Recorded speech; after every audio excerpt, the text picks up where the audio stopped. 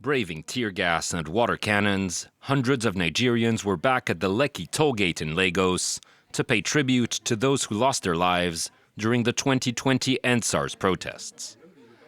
They also called on the government to take responsibility for the killings. That the government massacred its own citizens, and not just here in Lekki, all over some other part of Lagos and across Nigeria. And definitely after 2 years, we have still not gotten justice. 2 years ago, nationwide protests against police brutality ended in tragedy after at least 10 people were killed at the Lekki toll gate.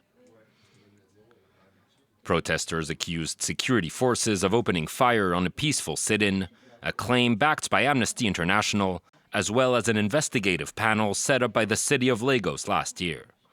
But the government and the army have repeatedly denied the allegations, saying only blank rounds were fired to disperse protesters. And 2 years later, a single person has yet to be charged over the killings. Meanwhile, rights groups estimate at least 40 people arrested during the 2020 protests were still sitting in prison.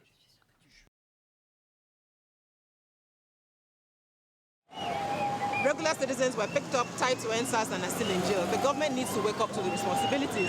Nigerians will not let them forget. Issues of security and governance are likely to take center stage as Nigerians gear up to vote in February's general election, which will see President Muhammadu Buhari step down after 8 years in power.